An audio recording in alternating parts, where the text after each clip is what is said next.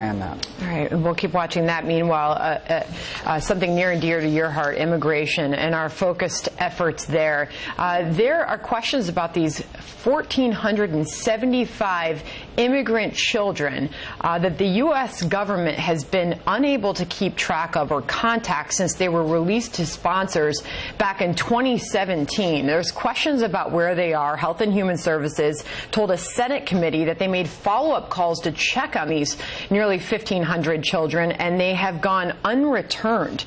What are your thoughts on that?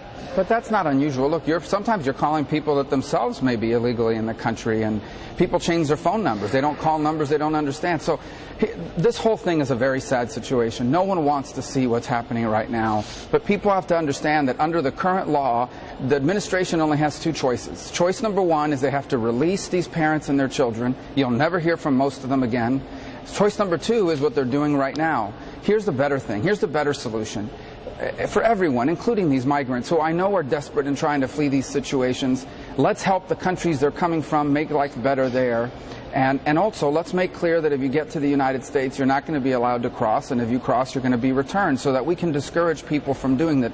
What's really inhumane here is the fact that people can cross the border is serving as a magnet. It is attracting people to take that very dangerous journey. And that we don't want, that's not good for anybody. It's not good for America. It's not good for these poor people. And I think that's the important point here is let's do what we can to prevent them having to leave, but let's make clear to them and to everyone that you're not going to be able to enter, because that will discourage people from taking this very dangerous and inhumane journey that puts their children and themselves in danger. Well, DHS has certainly come under a lot of scrutiny. The White House has called it horrible, the separation that happens at the U.S. border between these family and these children. Meanwhile, I want to ask you about this footage, and we've got it here to show. It was uploaded to Facebook late Sunday, and it's been seen by over 1 million viewers, probably much more than that by this moment. It shows Senator Jeff Merkley, a Democrat from Oregon, approaching the Office of Refugee Resettlement Facility in Brownsville, Texas, after saying that the government's treatment of children illegally entering the U.S. was unacceptable. He said that he was not able to let in. The government has responded. Federal officials said that they took extra steps even to grant him access to one of these facilities on Sunday.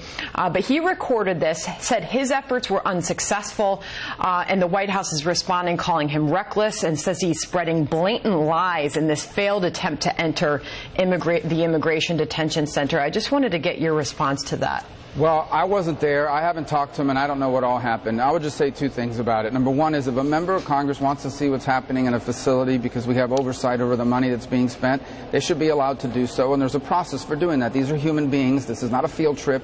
It's not a zoo where you can go and look at people. These people deserve some level of dignity, not a bunch of people just showing up to look at them.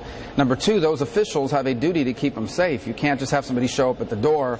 So there's a way to do that if they want to see what's happening. I do think this. Okay, while what's happening there is ridiculous and what's happening there is very sad in terms of what these people are going through, the flip side of it is any notion that the U.S. is mistreating people is absurd.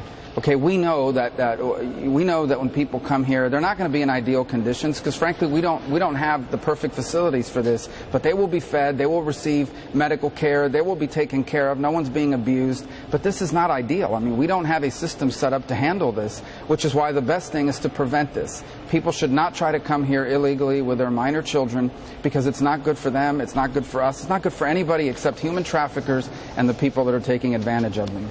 Senator Marco Rubio, great to have you on the program this morning on a busy week in Washington. Thanks for your time.